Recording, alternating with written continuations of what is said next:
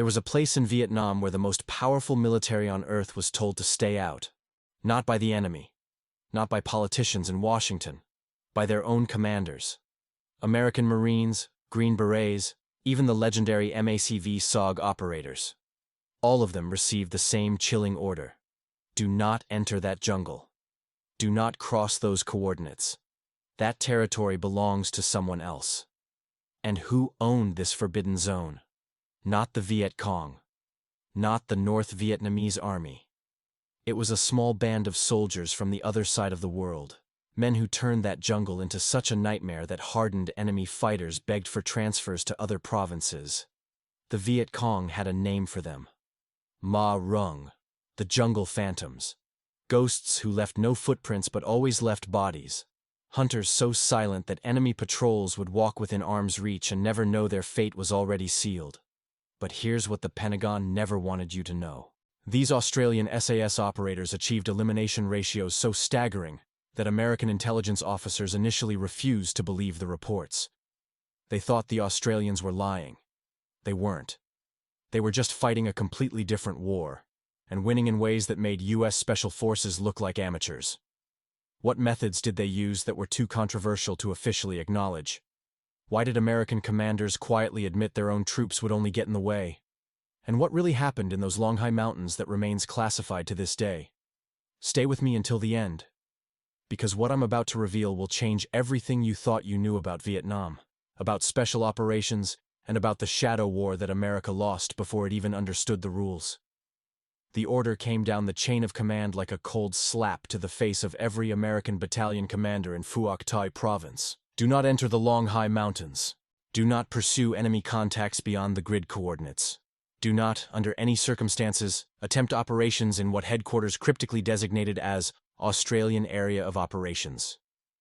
The year was 1967, and the most powerful military force on Earth had just been told that a patch of Vietnamese jungle belonged to someone else. A small contingent of bush-hardened operators from the other side of the world who answered to Canberra, not Washington. But this wasn't about politics or allied sensitivities. This was about something far more disturbing to American military pride. The Australians had turned that jungle into a hunting ground so lethal, so psychologically devastating to the Viet Cong, that U.S. commanders quietly admitted their own Marines would only get in the way, or worse, become collateral damage in a shadow war they didn't understand. The long high mountains had become a place where conventional military doctrine went to perish. And the men who owned that darkness? They were called the Australian Special Air Service Regiment. Just a few hundred operators rotating through 12-month deployments. No massive fire-base support. No endless helicopter armadas. No artillery batteries firing harassment missions through the night. Just small teams of 4 to 6 men who would vanish into the green hell for 10 days at a time, moving so silently that Viet Cong patrols would walk within arm's reach without ever knowing their fate had already been sealed. The American brass called it professional courtesy, respecting Allied boundaries. But the grunts who served near those invisible lines knew the truth that Pentagon briefings would never admit. The Australians weren't just operating differently, they were operating better. And the proof was written in body counts that defied mathematical logic. In enemy documents captured later that revealed a terror so profound it had a name whispered in tunnels from Cu Chi to the Cambodian border. Ma Rung. The jungle phantoms. The ghosts who left no footprints but always left bodies. The story of how Australian SAS came to own the most dangerous real estate in South Vietnam begins not in the steaming jungles of Southeast Asia, but in the red dust of Western Australia, where a selection process so brutal it would make Navy SEAL instructors wince was forging a different kind of warrior. While American special operations focused on direct action and overwhelming firepower, the Australians were building something older, something rooted in Aboriginal tracking traditions and British commando heritage that dated back to the Malayan emergency. The selection course at Campbell Barracks in Swanbourne was designed with one purpose: to break every man who attempted it until only those who could function beyond exhaustion, beyond pain, beyond the limits of normal human endurance, remained standing. Candidates marched through the Western Australian bush carrying loads that would cripple pack animals, navigating by stars and instinct while instructors stalked them like prey. Sleep became a distant memory. Food became a reward for performance that was never quite good enough. But the physical punishment was merely the filter. What the SAS instructors were really looking for couldn't be measured in push-ups or running times. They wanted men who could think while their bodies screamed for rest. Men who could make life-taking decisions in the space between heartbeats. Men who understood that in the jungle, noise was mortality and patience was survival. The washout rate exceeded 90% in most cycles, and those who remained were not celebrated, but merely acknowledged as having earned the right to begin actual training. The men who emerged from this crucible shared certain characteristics that would prove devastating in Vietnam. They were overwhelmingly drawn from rural Australia. Sheep station workers, cattle drovers, farmers who had grown up hunting wild boar and tracking feral animals across landscapes that could eliminate the unprepared in hours. They understood silence not as an absence of sound, but as an active discipline. They knew how to read country, how to feel the wrongness in a landscape that meant another predator was present. These were not soldiers in the conventional sense. They were hunters who happened to wear uniforms. The first Australian SAS squadron arrived in Vietnam in 1966, and within weeks, intelligence officers on both sides of the conflict knew something unprecedented was happening in Phuoc Tuy Province. The Australians had been assigned to the area around Nui Dat as part of the 1st Australian Task Force, but their mission was nothing like the search and destroy operations that defined American strategy elsewhere in the country. While U.S. forces measured success in body counts accumulated through massive sweeps involving hundreds of troops, artillery preparation, and helicopter gunship support, the Australians proposed something that made American liaison officers deeply uncomfortable. They wanted to hunt, not sweep, not search, not destroy through overwhelming firepower. Hunt. Small teams operating independently for extended periods, using the jungle itself as their primary weapon, rather than fighting against it. The tactical philosophy was so fundamentally different from American doctrine that initial joint briefings reportedly ended in shouting matches. U.S. commanders couldn't understand why the Australians refused helicopter insertions that could put troops on target in minutes. Australian patrol leaders couldn't understand why Americans announced their presence with rotor noise that could be heard for miles. The cultural gap was measured not in language barriers but in something far more fundamental. Two completely different theories about how to fight an insurgency. The Australians won the argument through results that couldn't be ignored. In the first 6 months of operations, SAS patrols achieved a verified elimination ratio that Pentagon analysts initially refused to believe. For every Australian casualty, the enemy lost more than 50 fighters, a disparity so extreme that intelligence officers suspected the Australians were fabricating reports. They weren't. They were simply fighting a different war entirely. The secret lay in methods that would never appear in official after-action reports sent to Canberra. An SAS patrol insertion was a masterpiece of tactical deception that began days before boots touched jungle floor. Unlike American operations that relied on speed and surprise through helicopter assault, the Australians used a technique called Quote 1 that turned the enemy's own intelligence network against itself. A single patrol might generate a dozen helicopter touchdowns across the province, with the aircraft hovering briefly at multiple locations before proceeding to the actual drop point. The Viet Cong had learned to track American movements by helicopter activity, positioning spotters near likely landing zones who would report insertions within minutes. The Australian method made this intelligence worthless. By the time enemy commanders sorted through reports of helicopter activity at 12 different grid coordinates, the SAS patrol had been on the ground for hours, moving silently toward their operational area while VC reconnaissance elements chased shadows in every wrong direction. But the deception didn't end with insertion. Once on the ground, Australian patrols employed movement techniques that seemed almost supernatural to enemies accustomed to tracking American units by their noise signature. The standard SAS patrol comprised just 5 men, each carrying loads exceeding 40 kilograms, but trained to move through dense jungle without snapping a single twig or disturbing a single leaf more than natural wind would explain. They moved in single file with spacing carefully calculated to prevent one burst of automatic fire from hitting multiple operators.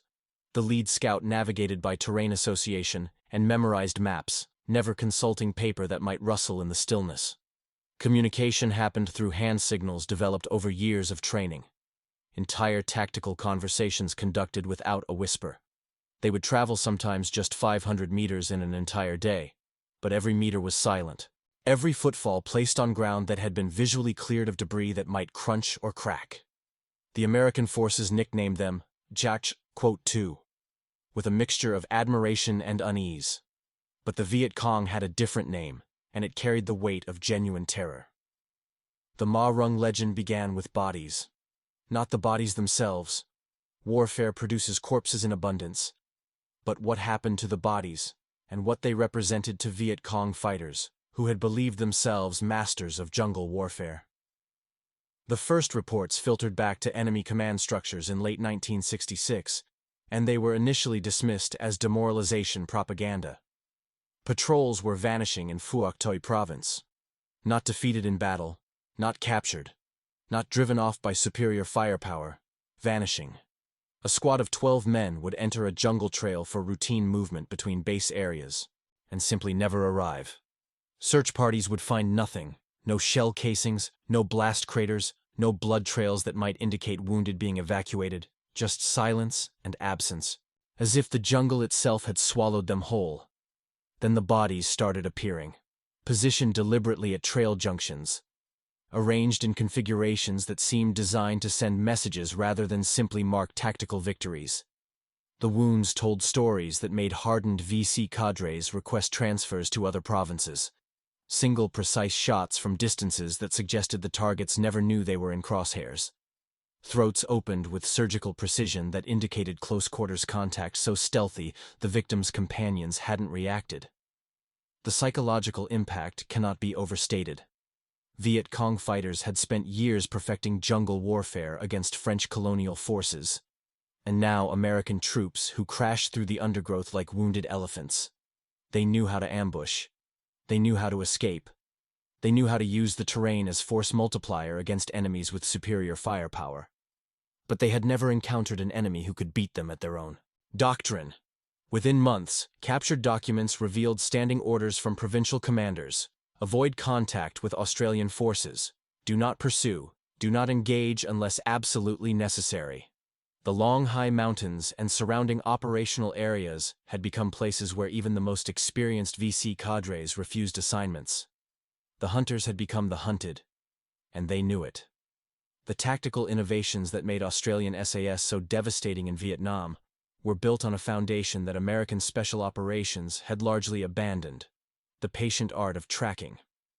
While U.S. forces relied increasingly on technology, helicopter mobility, and firepower to compensate for noise discipline failures, the Australians integrated something ancient into their modern warfare doctrine.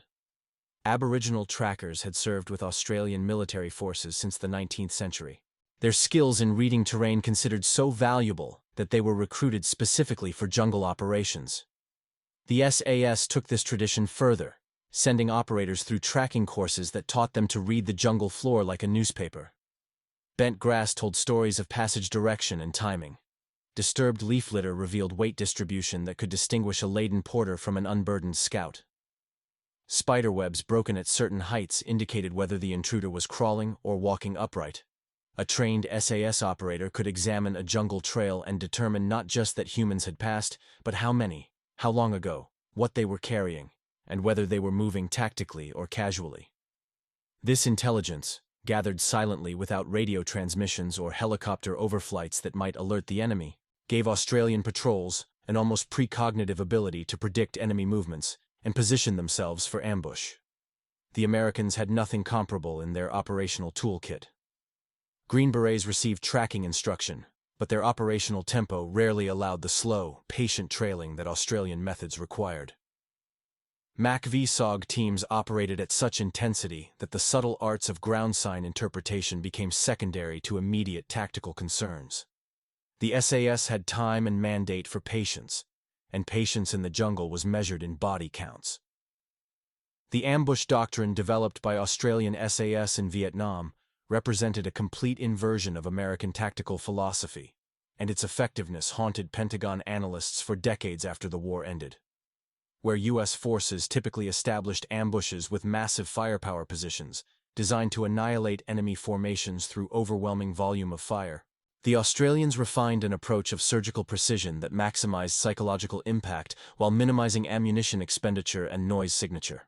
A standard American ambush might involve a platoon-sized element with machine guns, claymore mines, and pre-registered artillery support.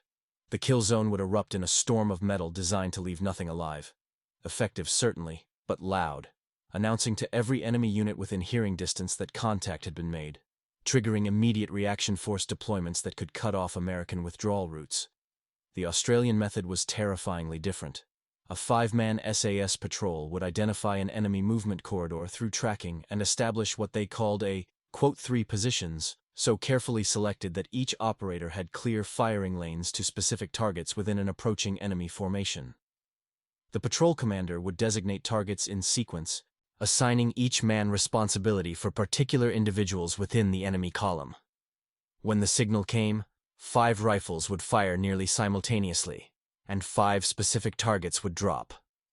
Before the survivors could process what was happening, before they could determine direction of fire, before they could organize return fire or pursuit, the SAS patrol would already be moving, ghost silent, through pre-planned withdrawal routes that led into terrain too difficult for panicked enemy troops to follow. The effect on enemy morale was catastrophic. Survivors would report being attacked by forces of wildly varying size. Some claimed dozens of attackers. Others swore it was a single sniper of supernatural accuracy. The inconsistency wasn't confusion but rather a testament to the psychological chaos that surgical ambush inflicted. But the most controversial aspect of Australian SAS operations in Vietnam was never officially acknowledged by Canberra and remained buried in classified files for decades after the war's conclusion. The psychological warfare campaign conducted by SAS patrols went far beyond conventional military operations into territory that made American liaison officers deeply uncomfortable, and that Pentagon lawyers would have condemned as violations of laws of armed conflict. The intelligence value of terror cannot be underestimated in counterinsurgency warfare, and the Australians understood this truth with cold operational clarity. Enemy fighters who feared certain areas more than they feared their own commanders became ineffective as military assets. Viet Cong units that refused assignments to Phuoc Tuy Province created gaps in enemy operational coverage that Australian conventional forces could exploit. The cascade effects of weaponized fear extended far beyond the immediate tactical victories. The methods employed to generate this fear remain subjects of historical controversy. Documented practices included positioning of enemy remains at trail junctions and configurations designed to maximize psychological impact. Captured equipment would be sabotaged and returned to supply channels, creating paranoia about booby-trapped weapons. Calling cards in the form of unit insignia would be left on bodies, ensuring the enemy knew exactly who was hunting them. American observers who accompanied Australian patrols on rare occasions reported methods that they were instructed never to document officially.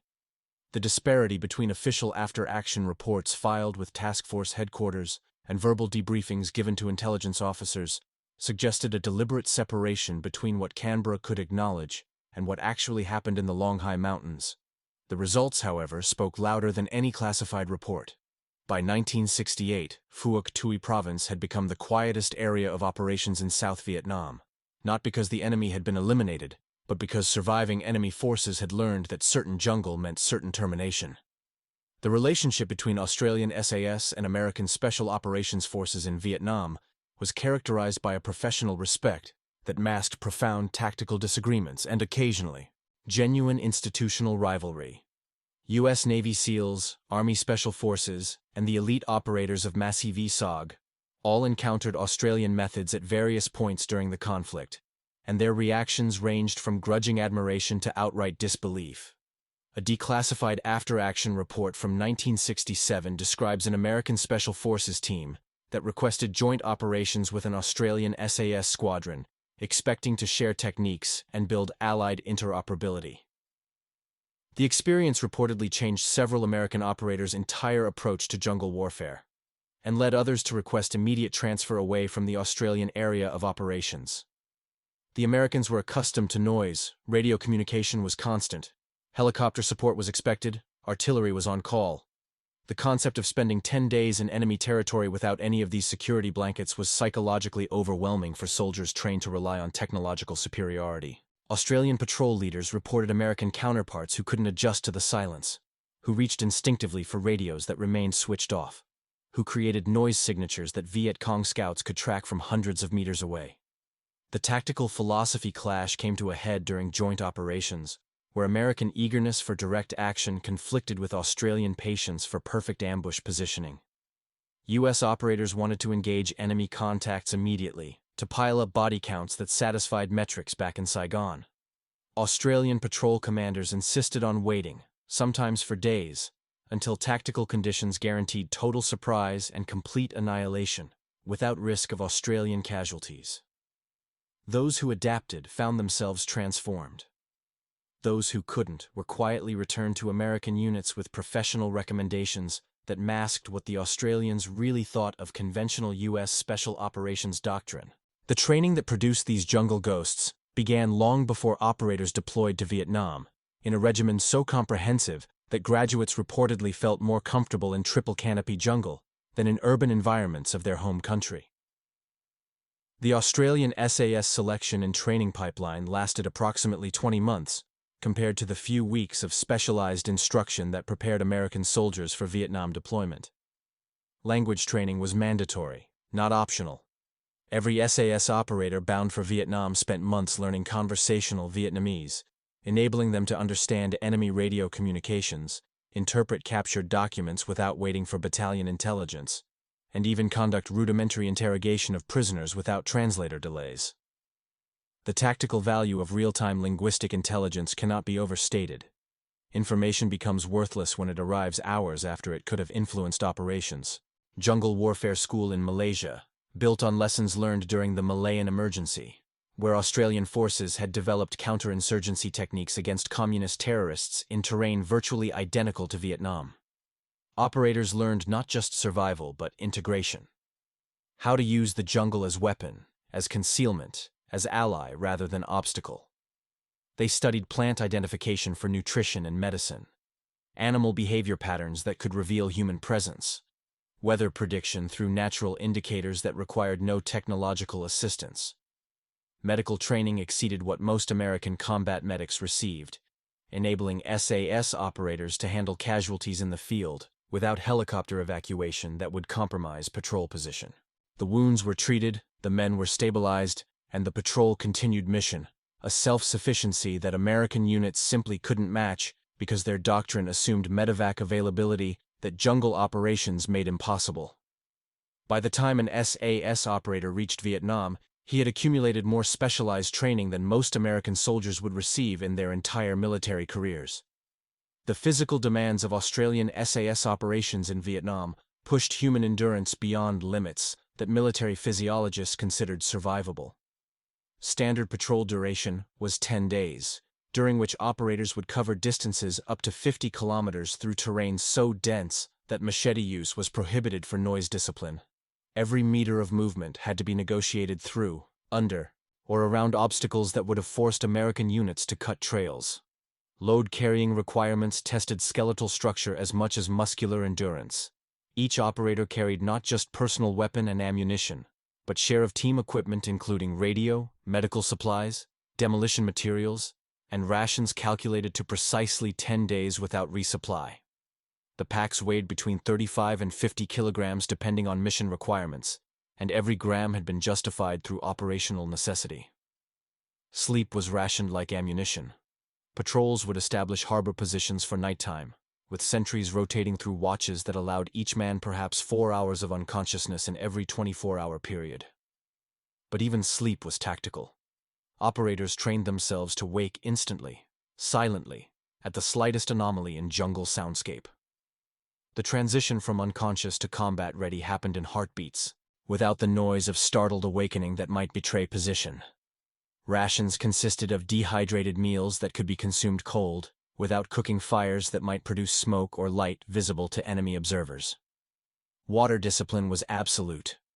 Calculation of patrol routes included assessment of water sources that could be accessed silently, purified chemically, and consumed without leaving trace evidence of human presence.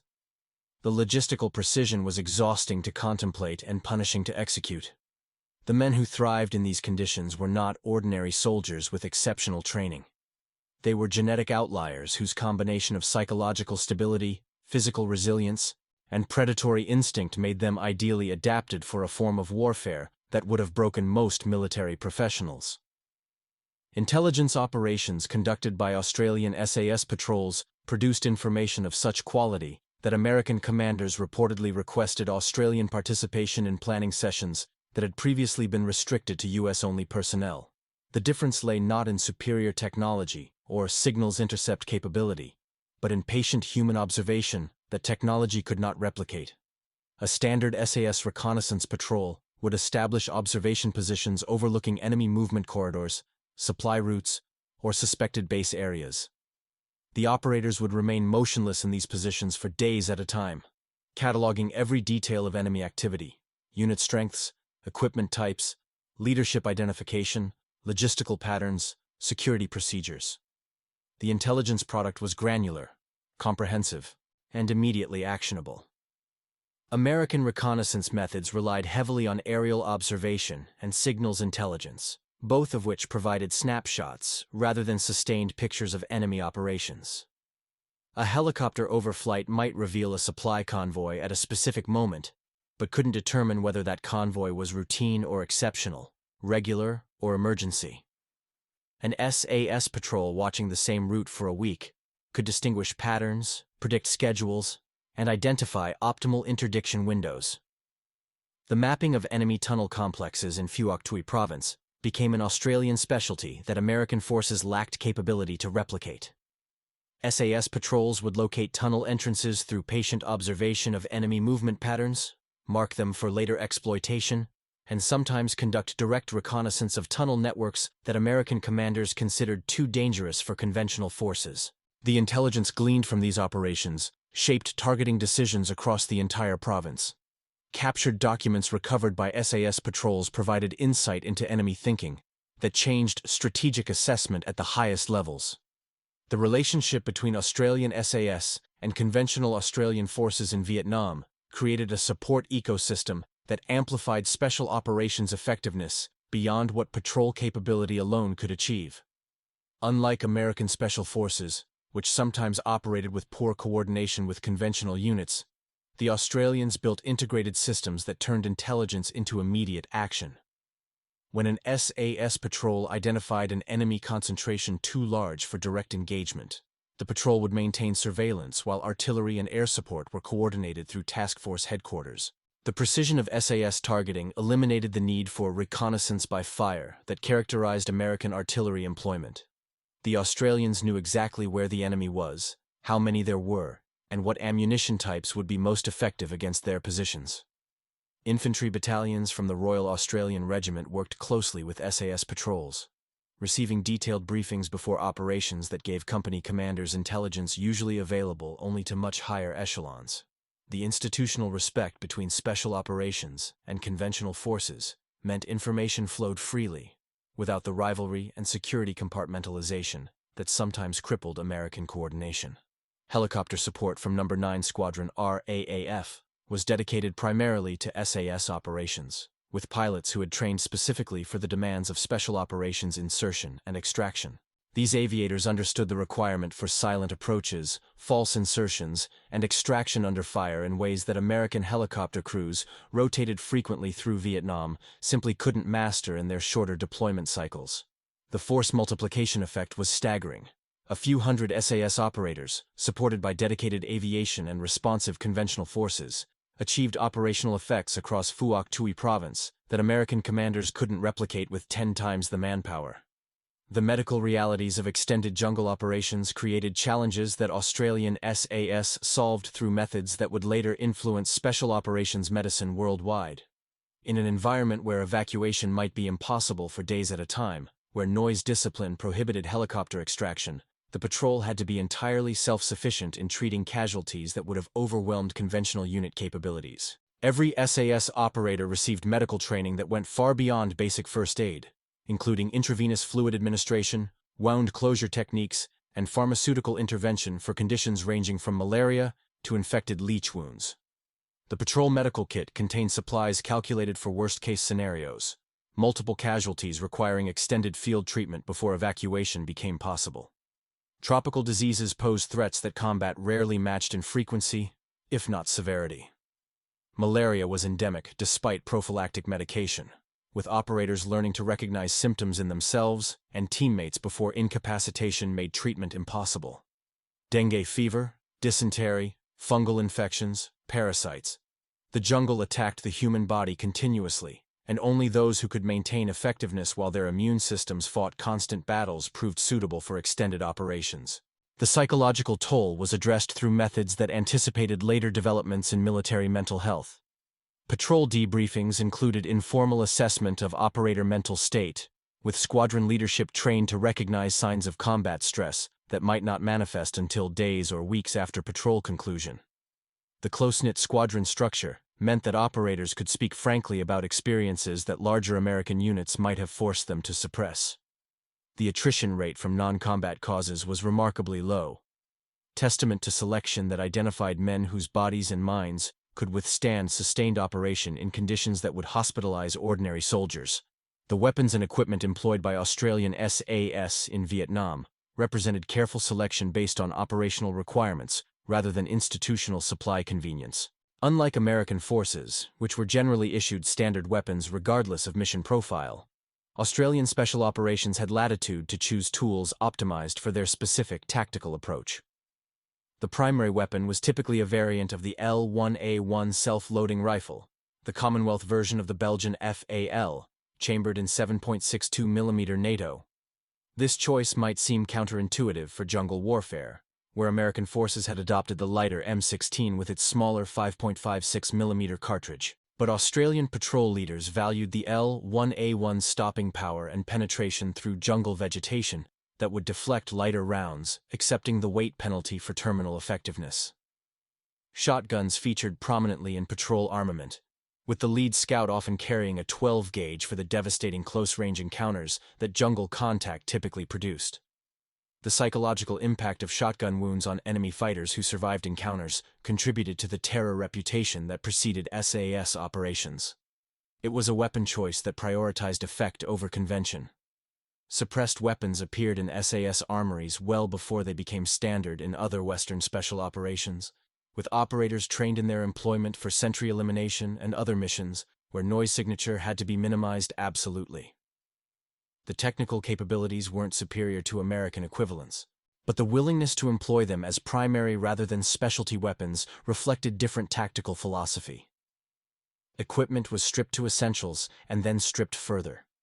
Every item was weighed, evaluated for noise potential, and justified against operational requirement.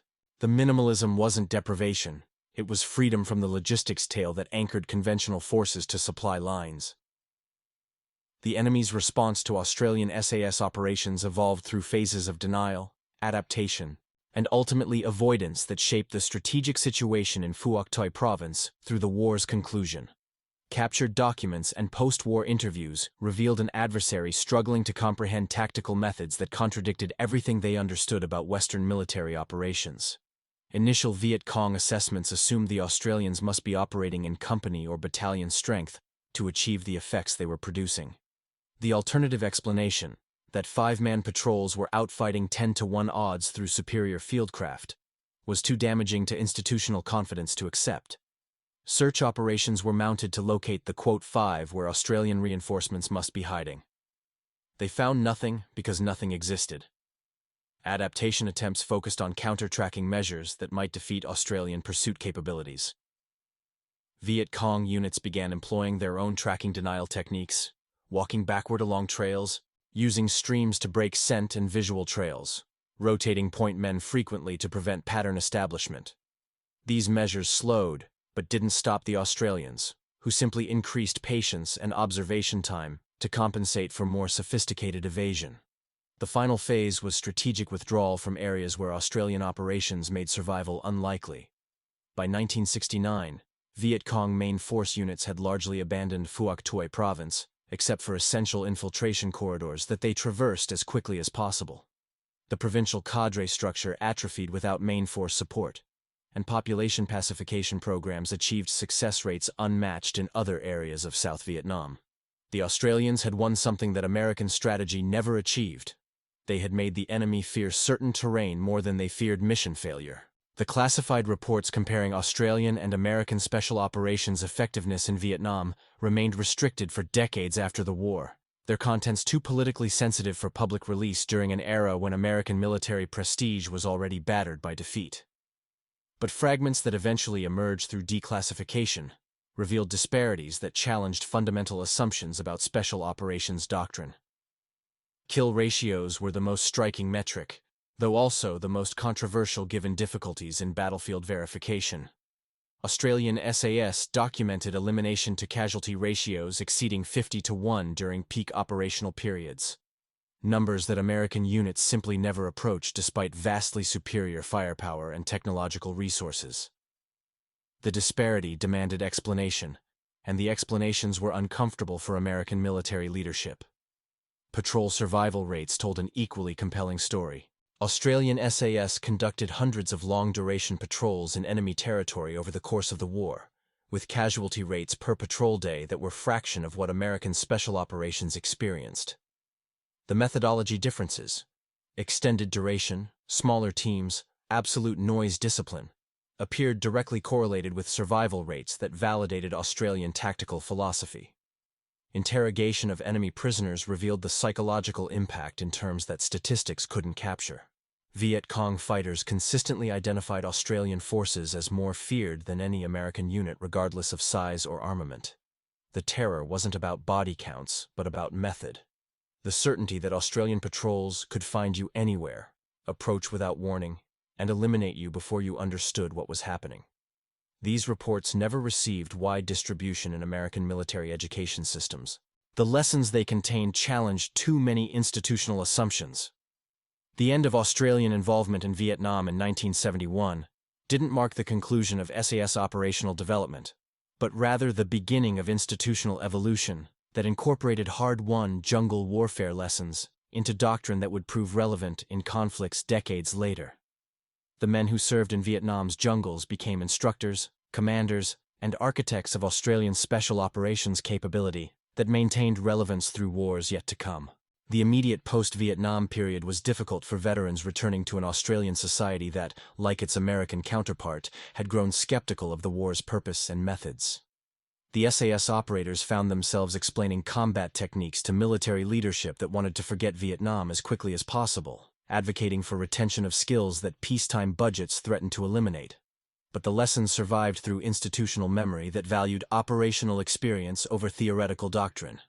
Aboriginal tracking techniques remained part of SAS training. Patience and silence continued to outweigh firepower and tactical philosophy. The long-duration patrol capability was maintained through training exercises that approximated Vietnam conditions, ensuring new generations learned methods proven in actual combat.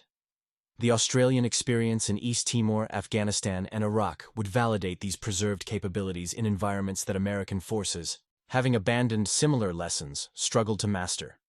The investments made in human skills during Vietnam paid dividends for decades, while technological solutions that replaced them proved inadequate.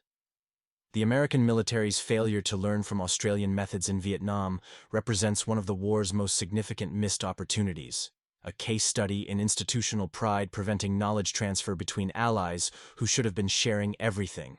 The mechanisms of this failure reveal patterns that would repeat in subsequent conflicts, as American special operations rebuilt capabilities from scratch that Australian forces had never lost.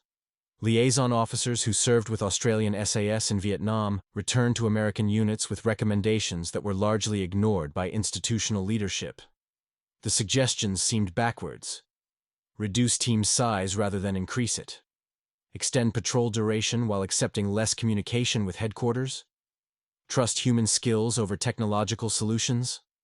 The proposals contradicted everything American military culture valued. Classification concerns also impeded knowledge transfer. Australian methods included techniques that neither Canberra nor Washington wanted officially documented: psychological warfare measures, interrogation approaches, and body display practices that violated formal policies both nations publicly endorsed. The most effective tactics were precisely those that couldn't be written into training manuals or discussed in professional military education. The result was generational loss. By the 1980s, American special operations had largely forgotten the Australian model that had proven so effective in Vietnam. When new jungle conflicts emerged in Central America, Africa, and Asia, American forces developed methods through trial and error that Australian operators could have taught them immediately, if institutional channels had existed to transfer knowledge that pride and classification had suppressed. The ghosts of Phuoc Tuy Province had lessons to teach. America wasn't listening.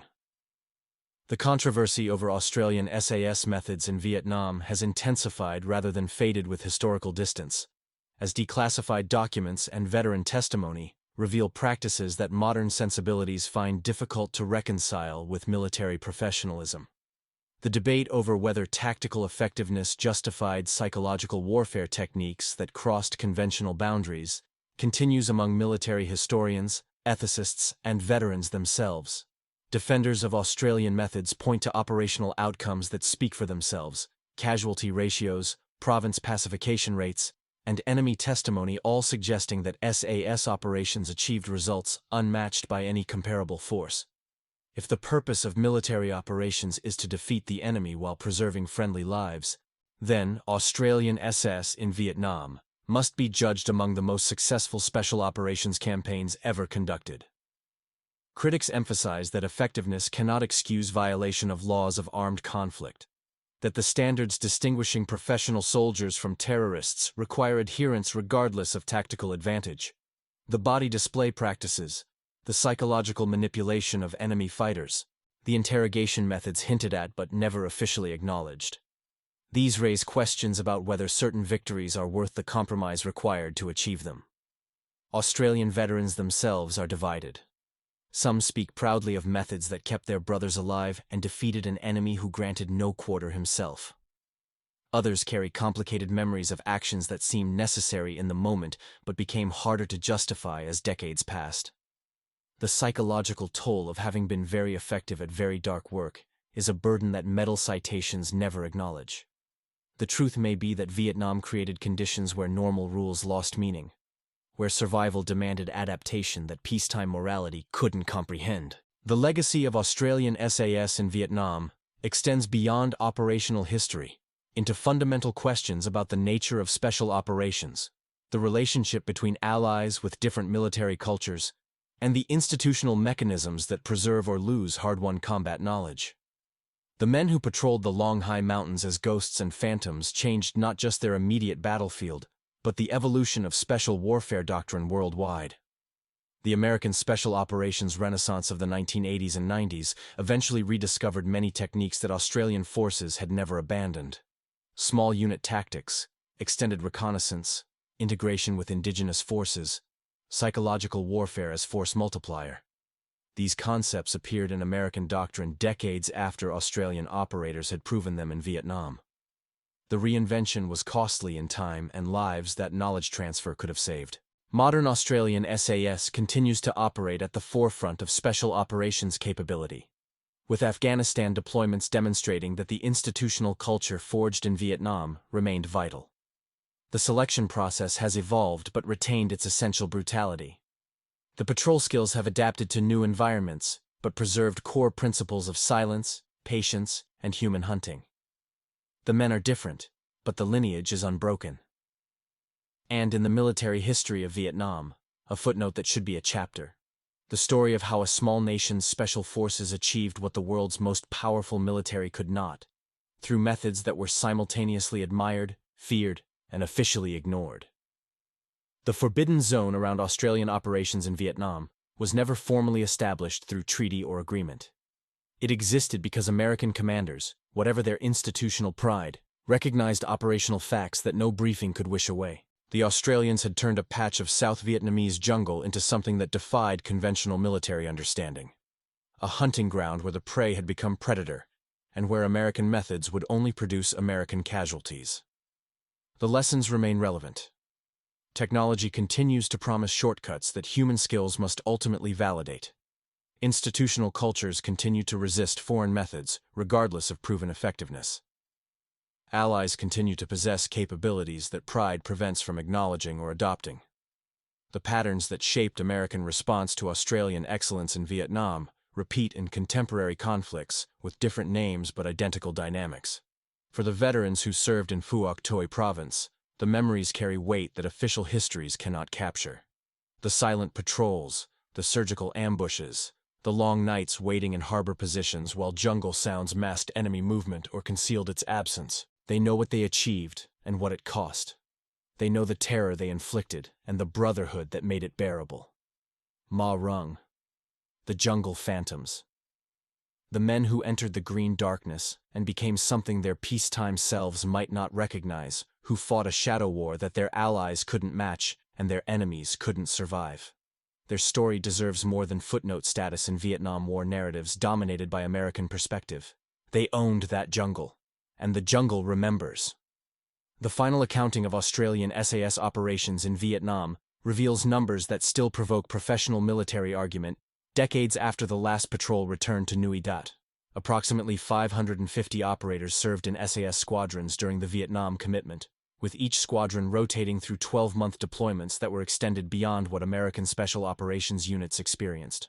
Verified enemy casualties attributed to SAS operations number in the high hundreds through direct action alone, with additional thousands resulting from intelligence that enabled conventional force operations.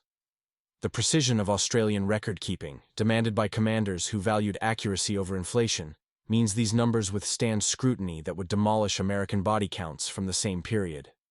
Australian casualties were remarkably light, testimony to tactical methods that prioritized survival alongside effectiveness.